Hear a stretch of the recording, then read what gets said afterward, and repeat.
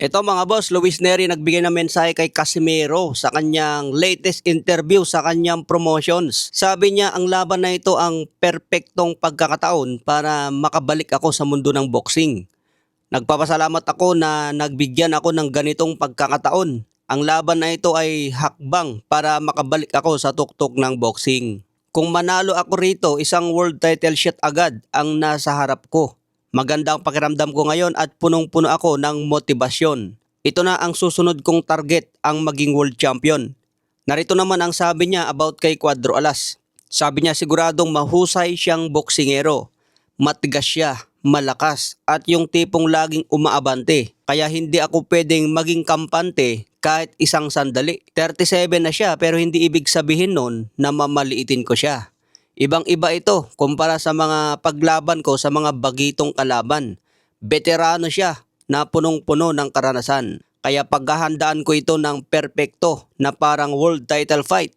Karapat dapat siyang kalaban at walang duda na magiging matinding bakbakan ito. Ayan po ang payag niya kay Cuadro Alas. Mataas ang pagtingin niya kay Casimero. Tinanong naman si Luis Neri kung ano ang nais niyang iparating kay Casimero. Sabi ni Luis Neri, kapag nagharap kami sa ring, doon niya maintindihan ang lakas ko. Imbes na magsalita ako bago ang laban, mas pinipili kong gawin ang trabaho ko. Kapag nagsimula na ang laban, ipaparamdam ko sa kanya ang lahat ng gusto kong sabihin, direkta sa kanyang katawan. Mararamdaman niya mismo ang lakas ng mensahe ko.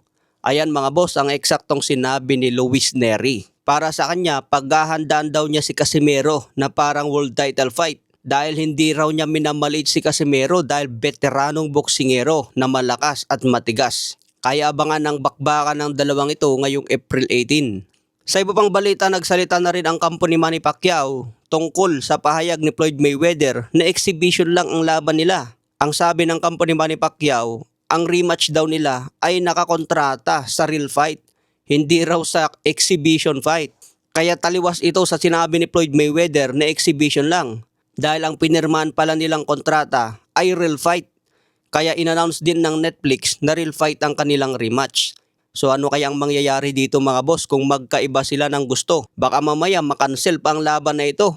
Dahil takot na takot si Floyd Mayweather na itaya ang kanyang 50-0. Wala na siyang may pagmamalaki na record niya kung mabigyan ng talo. Si Manny Pacquiao ang lalabas na bida dyan mga boss. Siyempre hindi papayag yan si Floyd Mayweather na maging bida si Manny Pacquiao. Sa ibang banda, official na po ang bakbakan ni Xander Zayas at Jaron Butch Ennis. In-announce na po ito ng Ring Magazine. Dedepensahan ni Xander Zayas ang kanyang Unified WBA and WBO Super Welterweight belt.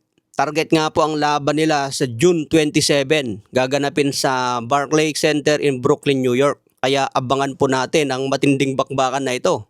Tingin ko maging llamado dito si Jaron Butch Ennis mga boss, kaya abangan.